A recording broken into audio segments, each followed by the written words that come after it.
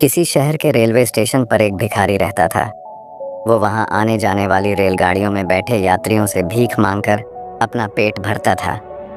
एक दिन जब वह भीख मांग रहा था तो सूट बूट पहने एक लंबा सा व्यक्ति उसे दिखा।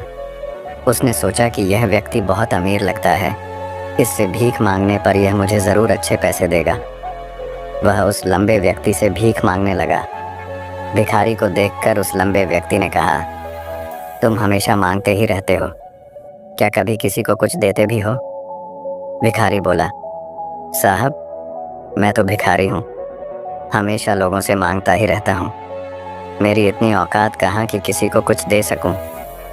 लंबा व्यक्ति बोला, जब किसी को कुछ दे नहीं सकते तो तुम्हें मांगने का भी कोई हक नहीं है।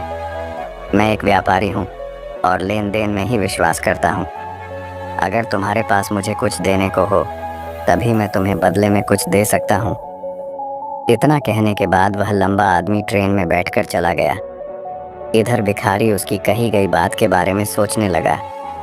उस लंबे व्यक्ति के द्वारा कही गई बात उस भिखारी के दिल में उतर गई। वह सोचने लगा कि शायद मुझे भीख में अधिक पैसा इसीलिए नहीं मिलता क्योंकि मैं उसके बदले में किसी को कुछ दे नहीं पाता हूँ। लेकिन मैं तो भिखारी हूँ, किसी को कुछ देने लायक भी नहीं हूँ। लेकिन कब तक मैं लोगों को बिना कुछ दिए केवल मांगता ही रहूँगा। बहुत सोचने के बाद उस भिखारी ने निर्णय किया कि जो भी व्यक्ति उसे भीख देगा उसके बदले में वह भी उस व्यक्ति को कुछ ज़रूर देगा।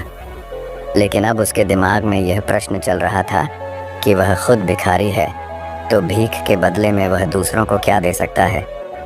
इस बात को सोचते हुए 2 दिन हो गए, लेकिन उसे अपने प्रश्न का कोई उत्तर नहीं मिला था। तीसरे दिन जब वह स्टेशन के पास बैठा हुआ था तभी उसकी नज़र कुछ फूलों पर पड़ी जो स्टेशन के आसपास के पौधों पर खिल रहे थे। उसने सोचा, क्यों ना मैं लोगों को भीख के बदले कुछ फूल दे दिया करूं। उसको अपना यह विचार अच्छा लगा और उसने वहां से कुछ फूल तोड़ लिए। अब वह ट्रेन में भीख मांगने पहुंचा। अब जब भी कोई उसे भीख देता तो उसके बदले में वह भीख देने वाले को कुछ फूल दे देता। उन फूलों को लोग खुश होकर अपने पास रख लेते थे। अब भिखारी रोज़ फूल तोड़ता और भीख के बदले में उन फूलों को लोगों में बांट देता था। कुछ ही दिनों में उसने महसूस किया कि अब उसे बहुत अधिक लोग भीख देने लगे हैं। वह स्टेशन के पास के सभी फूलों को तोड़ लाता था। जब तक उसके पास फूल रहते थे तब तक उसे बहुत से लोग भीख देते थे, लेकिन जब फूल बांटते बांटते ख़त्म हो जाते तो उसे भीख भी नहीं मिलती थी। अब रोज़ ऐसा ही चलता रहा। एक दिन जब वह भीख मांग रहा था तो उसने देखा कि वही लंबा व्यक्ति ट्रेन में बैठा है जिसकी वजह से उसे भीख के बदले फूल देने की प्रेरणा मिली थी। वह तुरंत उस व्यक्ति के पास पहुंच गया और भीख मांगते हुए बोला, आज मेरे पास आपको देने के लिए कुछ फूल हैं। आप मुझे भीख दीजिए तो बदले में मैं आपको कुछ फूल दूंगा। उस लंबे व्यक्ति ने उसे भीख के रूप में कुछ पैसे दे दिए और भिखारी ने कुछ फूल उसे दे दिए। उस लंबे व्यक्ति को यह बात बहुत पसंद आई। वह बोला, वाह क्या बात है, आज तुम भी मेरी तरह एक व्यापारी बन गए हो। इतना कहकर फूल लेकर वह लंबा व्यक्ति अपने स्टेशन पर उतर गया। लेकिन उस लंबे व्यक्ति द्वारा कही गई बात एक बार फिर से उस भिखारी के दिल में उतर गई। वह बार बार उस लंबे व्यक्ति के द्वारा कही गई बात के बारे में सोचने लगा और बहुत खुश होने लगा। उसकी आंखें अब चमकने लगीं। उसे लगने लगा कि अब उसके हाथ सफलता की वह चाबी लग गई है जिसके द्वारा वह अपने जीवन को बदल सकता है। वह तुरंत ट्रेन से नीचे उतरा और उत्साहित होकर बहुत तेज़ आवाज़ में ऊपर आसमान की तरफ देखकर बोला, मैं भिखारी नहीं हूँ, मैं तो एक व्यापारी हूँ, मैं भी अमीर बन सकता हूँ। लोगों ने उसे देखा तो सोचा कि शायद यह भिखारी पागल हो गया है और अगले दिन से वह भिखारी उस स्टेशन पर फिर कभी नहीं दिखा। लेकिन 6 महीने बाद इसी स्टेशन पर 2 व्यक्ति सूट बूट पहने हुए यात्रा कर रहे थे। दोनों ने एक दूसरे को देखा तो उनमें से एक ने दूसरे से हाथ मिलाया और कहा, क्या आपने मुझे पहचाना? दूसरा व्यक्ति बोला, नहीं, क्योंकि मेरे हिसाब से हम लोग पहली बार मिल रहे हैं। पहला व्यक्ति बोला, नहीं, आप याद कीजिए, हम पहली बार नहीं बल्कि तीसरी बार मिल रहे हैं। दूसरा व्यक्ति बोला, मुझे याद नहीं, वैसे हम पहले 2 बार कब मिले थे?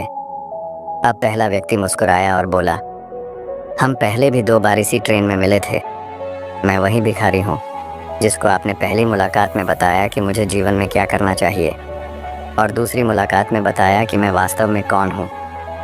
दूसरा व्यक्ति मुस्कुराया और अचंभित होते हुए बोला, ओह, याद आया, तुम वही भिखारी हो जिसे मैंने एक बार भीख देने से मना कर दिया था और दूसरी बार मैंने तुमसे कुछ फूल खरीदे थे। लेकिन आज तुम ये सूट बूट में कहाँ जा रहे हो और आजकल क्या कर रहे हो? तब पहला व्यक्ति बोला, हाँ, मैं वही भिखारी हूँ, लेकिन आज मैं फूलों का एक बहुत बड़ा व्यापारी हूँ और इसी व्यापार के काम से ही दूसरे शहर जा रहा हूँ। कुछ देर रुकने के बाद वह फिर बोला, आपने मुझे पहली मुलाकात में प्रकृति का वह नियम बताया था जिसके अनुसार हमें तभी कुछ मिलता है जब हम कुछ देते हैं। लेन देन का यह नियम वास्तव में काम करता है। मैंने यह बहुत अच्छी तरह महसूस किया है, लेकिन मैं खुद को हमेशा भिखारी ही समझता रहा। इससे ऊपर उठकर मैंने कभी सोचा ही नहीं। और जब आपसे मेरी दूसरी मुलाकात हुई तब आपने मुझे बताया कि मैं एक व्यापारी बन चुका हूँ। अब मैं समझ चुका था कि मैं वास्तव में एक भिखारी नहीं बल्कि व्यापारी बन चुका हूँ। मैंने समझ लिया था कि लोग मुझे इतनी भीख क्यों दे रहे हैं, क्योंकि वह मुझे भीख नहीं दे रहे थे बल्कि उन फूलों का मूल्य चुका रहे थे। सभी लोग मेरे फूल खरीद रहे थे क्योंकि इससे सस्ते फूल उन्हें कहाँ मिलते। मैं लोगों की नज़रों में एक छोटा व्यापारी था, लेकिन मैं अपनी नज़रों में एक भिखारी ही था। आपके बताने पर मुझे समझ आ गया कि मैं एक छोटा व्यापारी हूँ। मैंने ट्रेन में फूल बांटने से जो पैसे इकट्ठे किए थे उनसे बहुत से फूल खरीदे और फूलों का व्यापारी बन गया। यहाँ के लोगों को फूल बहुत पसंद है और उनकी इसी पसंद ने मुझे आज फूलों का एक बहुत बड़ा व्यापारी बना दिया। दोनों व्यापारी अब खुश थे और स्टेशन आने पर साथ उतरे और अपने अपने व्यापार की बात करते हुए आगे बढ़ गए। दोस्तों, इस कहानी से हमें बहुत कुछ सीखने को मिलता है। कहानी में लंबा व्यापारी गिव एंड टेक के नियम को बहुत अच्छी तरह जानता था। दुनिया के सभी बड़े व्यापारी इसी जीवन के नियम का उपयोग करके सफल हुए हैं। इस फॉर्मूले को उसने भिखारी को भी बताया। भिखारी ने इस प्राकृतिक नियम को अपना लिया और इसका असर उसके जीवन में साफ दिखाई देने लगा। उसने अपनी सोच बदली और उसकी ज़िंदगी बदल गई। यह कहानी हमें बताती है कि हम यदि अपनी सोच बदल लें तो कुछ भी हासिल किया जा सकता है।